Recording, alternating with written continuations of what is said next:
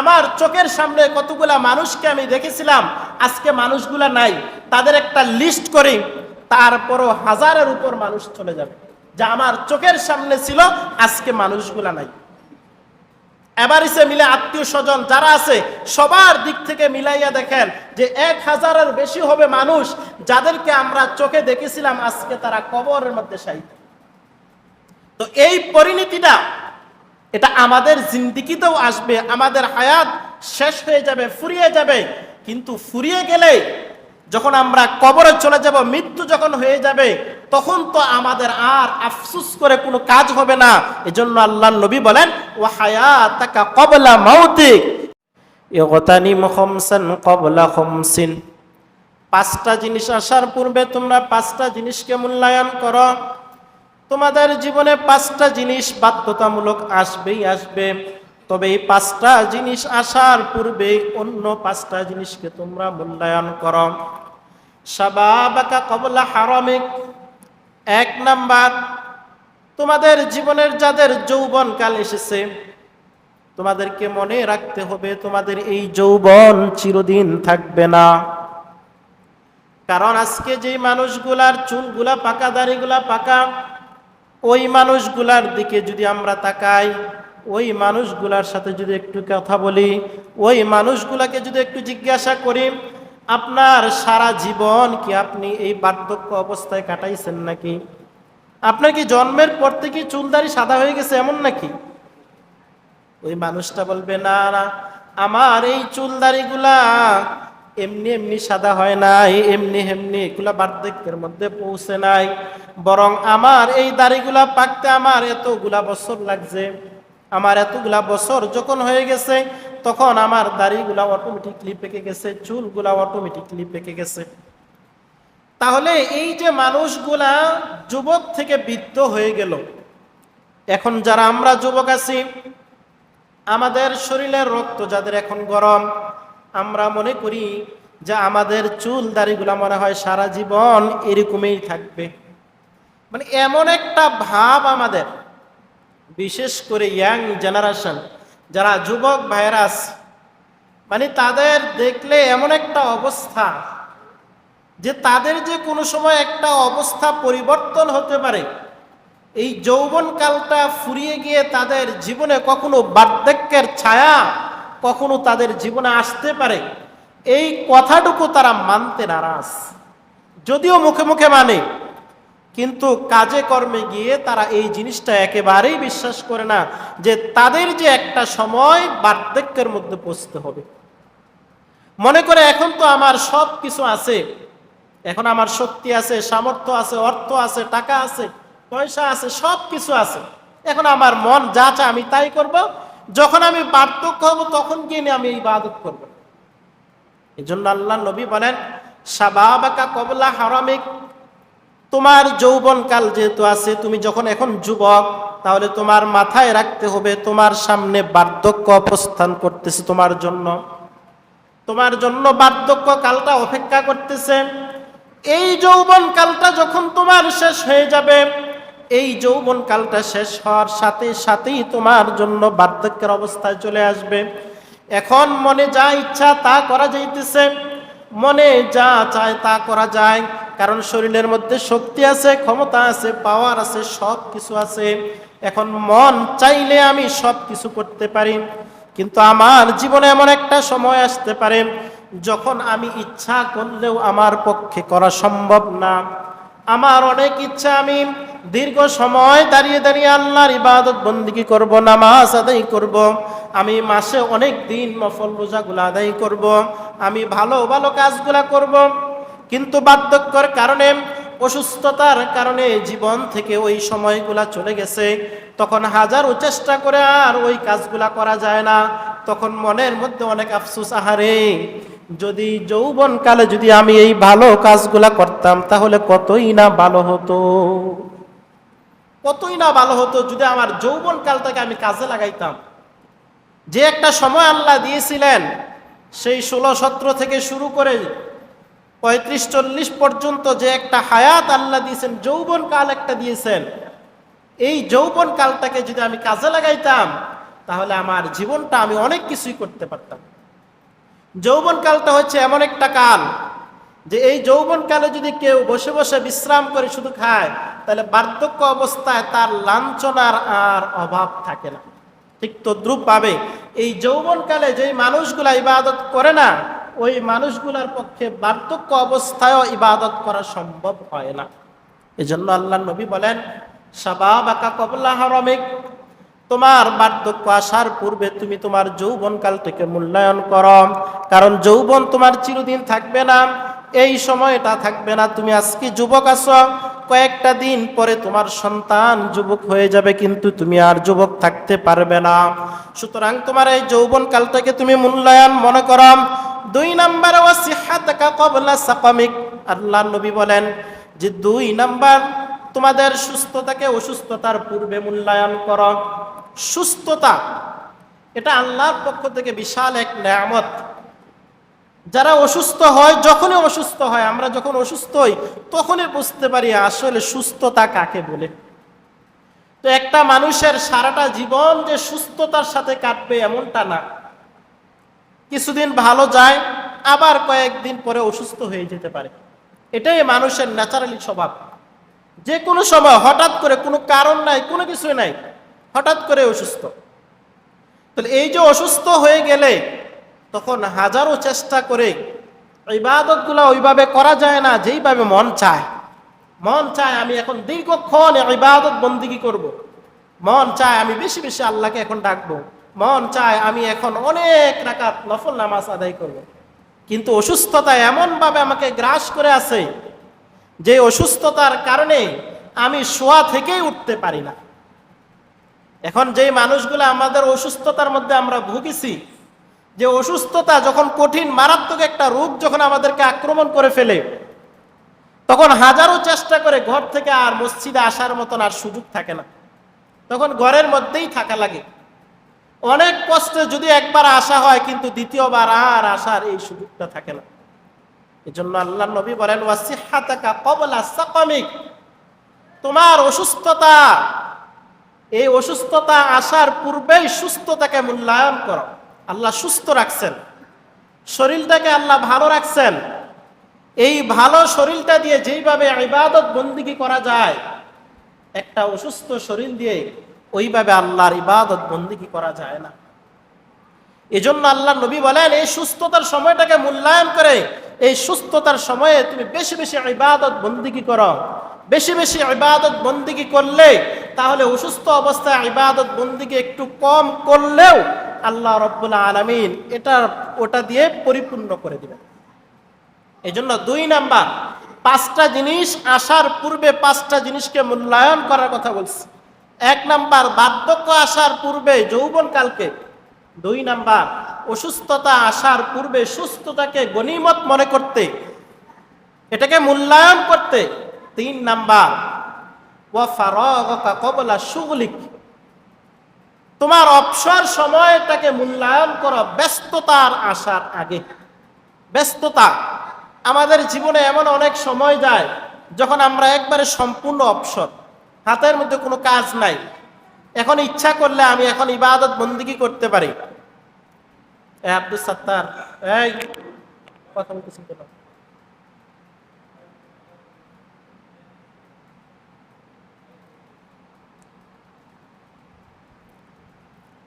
ওয়া ফারাগাকা ক্বাবলা শুগলিক, তোমার অবসর সময়টাকে, যখন তুমি অবসর আছো, এই অবসর সময়টাকে মূল্যায়ন করো, গনিমত মনে করো, নিয়ামত মনে করো। কখন? ক্বাবলা শুগলিক, ব্যস্ততার আগে। যখন আমরা ব্যস্ততার মধ্যে চলে যাই, আমার ব্যবসার কাজ বেড়ে গেছে, চাকরির ডিউটি বেড়ে গেছে, কৃষিকাজের জন্য আমার এখন ফসল ফলাইতে হবে, এখন আমার ব্যস্ততা বেড়ে গেছে, সুতরাং এই ব্যস্ততার সময় আমি ফরজ ইবাদতগুলাই আমার জন্য পালন করা অনেক কঠিন হয়ে যায়, তখন আমি নফল ইবাদতগুলা কিভাবে করব? এজন্য আল্লাহর নবী বলেন, ওয়া ফারাগাকা ক্বাবলা শুগলিক, যখন অবসর ছিলা ওই অবসর সময়টাকে তুমি মূল্যায়ন করো, ওই অবসর সময়টাকে গনিমত মনে করে ওই অবসর সময়টার মধ্যে একটু ইবাদত বেশি করে নাও। তাহলে যখন তুমি ব্যস্ততা হয়ে যাবে, ব্যস্ত হয়ে যাবে, তখন ইবাদত একটু কম করলেও আল্লাহ এটাকে পরিপূর্ণ করে দেবেন। কিন্তু আমরা তো অবস্থা এমন হয়েছে যে অবসর সময় তো ইবাদত করি না, আর ব্যস্ততার সময় ইবাদত করবো তো অনেক পরের বিষয়।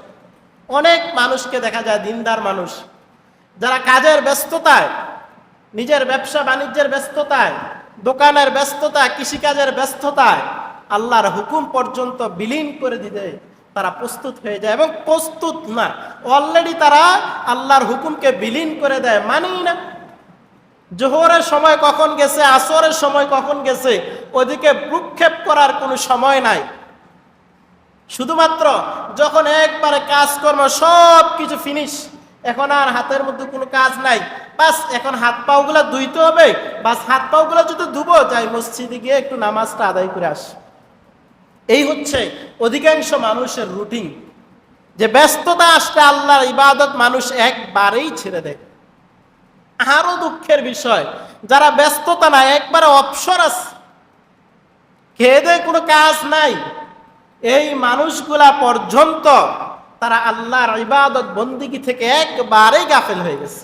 মসজিদের সামনে দিয়ে আসে, নামাজের সময় হয়, অথচ মসজিদের সামনে দিয়ে চলে যায়, মসজিদে একটু তাকাবে যে নামাজের সময়টা হলো কিনা, আসছে যেহেতু নামাজটা একটু পড়ে যায়, এই সুযোগটুকু পর্যন্ত হয় না। আরে পুরা কপাল মুসলমান। একটা ন্যূনতম যদি ইসলামের এই বিধিবিধানগুলা যদি দুনিয়ার বিধিবিধানের সাথে, দুনিয়ার কাজকর্মের সাথে যদি একটু কম্পেয়ার যদি আমরা করতে পারতাম, একটু যদি মিলাইতে পারতাম, যে দুনিয়ার আমার এই কাজটার মূল্য কত, আর আমার এই আল্লাহর এই বন্দেগীটার এই নামাজটার মূল্য কত, অথচ এই নামাজটাকে একটা ঠুকনা একটা অজুহাত দিয়ে নামাজটাকে পরিত্যাগ করা, একবারে কোনো কারণই নাই, ভাল লাগতেছে না, এটাই কারণ। ভাই নামাজ পড়েন না কেন, মনটা ভালো লাগে না, এটাই কারণ। আর কোনো কারণ খুঁজে বের করা যায় না। ওই কাজে ব্যস্ত আছি, ভাই কাজটা শেষ হলে তো অন্তত নামাজটা পড়া যায় না, এই সুযোগটুকু পর্যন্ত হয় না। তো ব্যস্ত হয়ে গেলে তো ইবাদত করবেই না। এজন্য আল্লাহ নবী বলেন, অবসর যখন আসো তখন এই সময়টাকে মূল্যায়ন করো, এই সময়টাকে গনিমত মনে করে এই সময়টা একটু নফল ইবাদত একটু বেশি করো, তাহলে ব্যস্ততার সময় একটু নফল ইবাদত কম করলেও আল্লাহ এটাকে বরাবর করে দিবেন, সমান সমান করে দিবেন।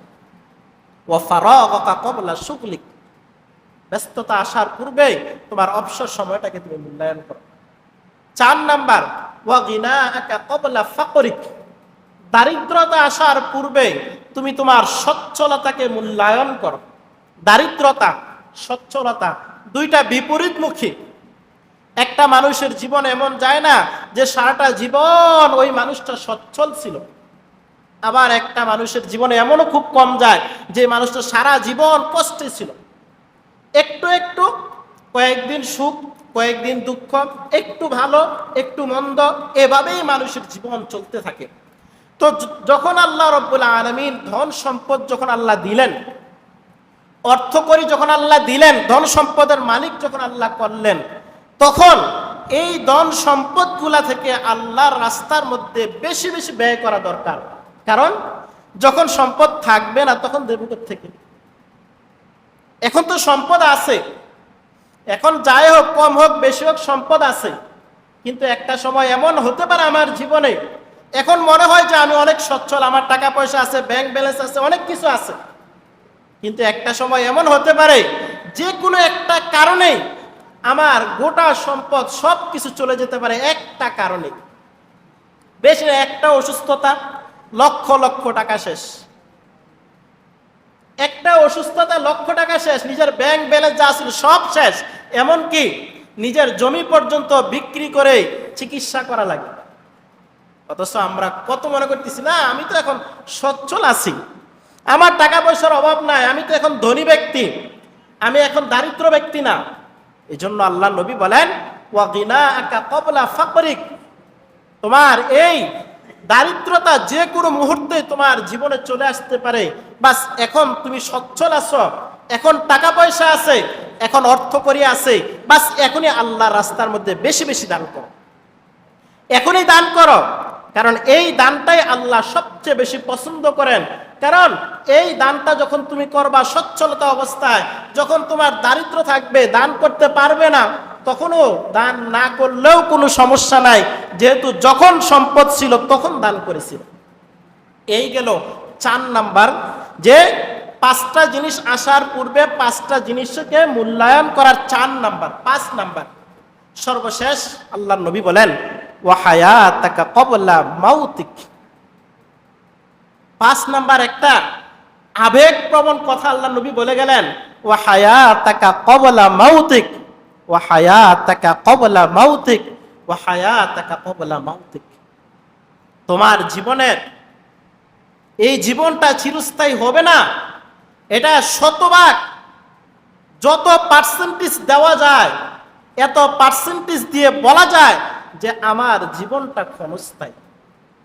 100 যদি হয় 100, 200 হলে 200, 1000 হলে 1000, যত পার্সেন্টেজ দেওয়া যায় ততই দেওয়া যাবে যে আমার জীবনটা চিরস্থায়ী না, আমার জীবনটা ক্ষণস্থায়ী। সুতরাং এই জীবন আমার চিরদিন থাকবে না, এই কথাটা আল্লাহর নবী শেষে বলতেছেন ওয়া হায়াতাকা ক্বাবলা মাউতিক। তোমার এই জীবনটাকে তুমি মূল্যায়ন করো, গনিমত মনে করো। ক্বাবলা মাউতিক, তোমার মৃত্যু আসার পূর্বেই। মৃত্যু তো আসবেই, এই মৃত্যু থেকে কেউ বাঁচতে পারে নাই, পারবে না, কারো পক্ষে বাঁচা সম্ভব না।